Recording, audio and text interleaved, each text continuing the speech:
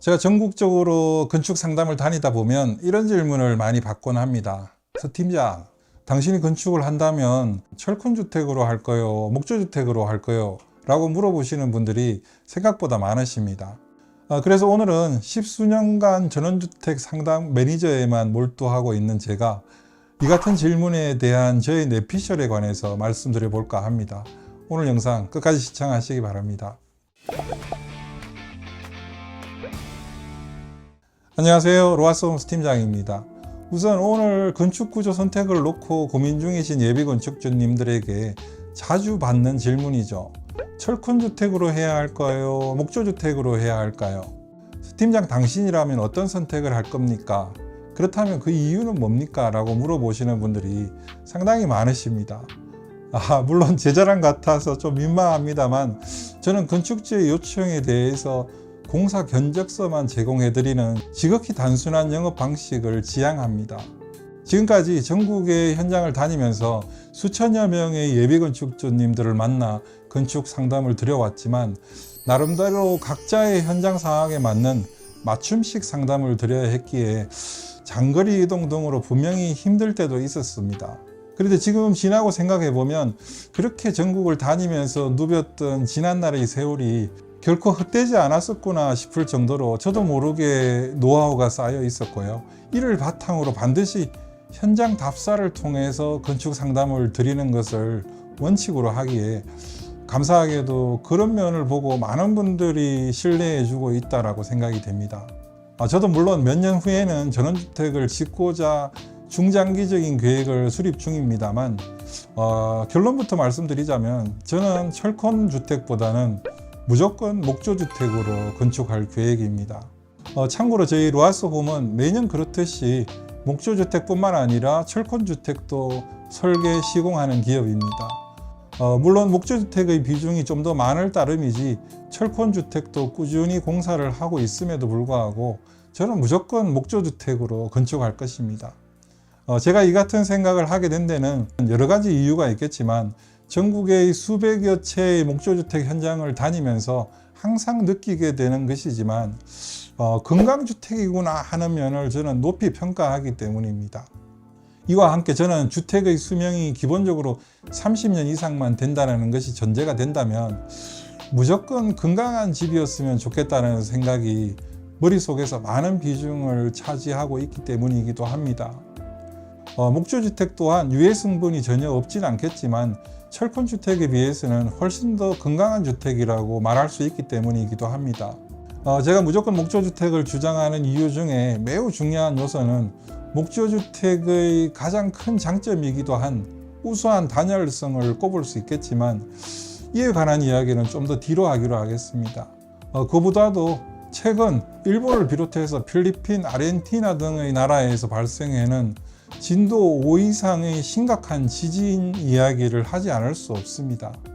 최근 진도 7.6의 강진이 발생한 일본이라는 나라도 목조주택을 사는 나라이기도 합니다. 피해를 입으신 분들께는 너무 안타깝지만 목조주택을 짓고 사는 일본이니까 진도 7.6의 강진임에도 그 정도로 대처할 수 있었을 것입니다. 그에 비해서 우리나라의 경우에는 역대 가장 큰 지진이 2016년 9월에 경주에서 발생한 지진입니다. 그때 진도는 불과 5.8 정도로 일본에 비하면 작은 지진이었음에도 첨성대가 미세하게 기울어지는 등의 민간 및 문화재 등의 피해가 꽤 컸던 기억이 있습니다. 우리나라의 많은 지질학자들은 향후 몇 년 후가 될지 모르지만 우리나라도 더 이상 지진대에서 안전한 나라가 아님을 끊임없이 주장해 왔으며 다소 늦은 감이 있지만 몇 년 전부터 건축에 있어서도 내진 설계 시공이 의무사항이 되어서 진행되고 있을 정도입니다.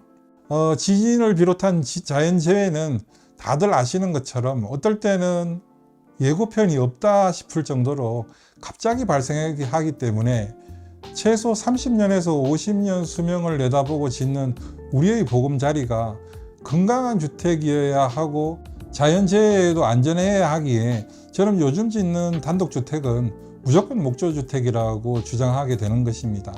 물론 철권주택을 선호하는 사람들 입장에선 철권주택도 내진 설계 시공을 하기 때문에 엄청난 강진에도 충분히 견딜 수 있다고 주장을 할 수 있을 테지만, 그럼에도 불구하고 목조주택은 동일 조건이라면 훨씬 더 강하게 견딜 수 있다는 의미이기도 합니다.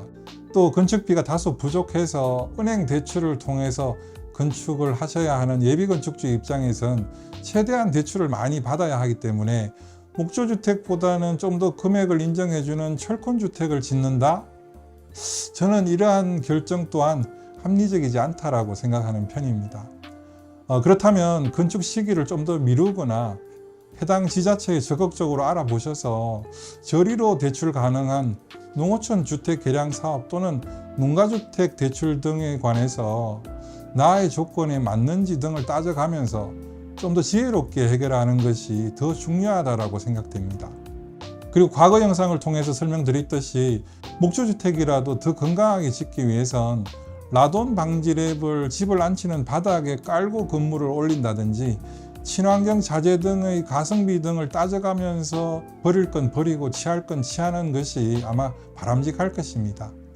그 밖에도 신기할 정도로 우수한 단열성을 비롯해서 철권주택보다 건축비가 평당 100여만 원 이상 더 저렴하다는 사실 등의 목조주택 장점 등은 이제 두말하면 입 아플 정도로 많이 말씀을 드려서 이제는 많이들 알고 계신 팩트이기도 합니다.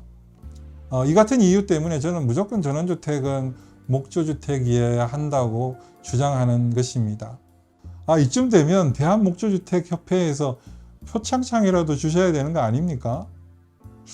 아무튼 농담이고요. 저는 앞으로 목조주택 전도사로서 더 열심히 공부하면서 목조주택의 장점과 우수성을 널리 알리는데 더욱 힘을 더하고, 무엇보다 몇 년 후에 지금보다 더 확신에 찬 열정으로 제 집을 지을 수 있도록 더욱 매진해 나갈 것을 약속드립니다. 오늘은 전원주택이 반드시 목조주택이어야 하는 이유에 관한 저희 내피셜이었습니다. 오늘 제가 준비한 영상은 여기까지입니다. 오늘 영상이 도움이 되셨다면 구독과 좋아요, 알림 설정까지 부탁드리고요. 다음에도 더 유익한 영상으로 여러분들과 함께 하겠습니다. 감사합니다.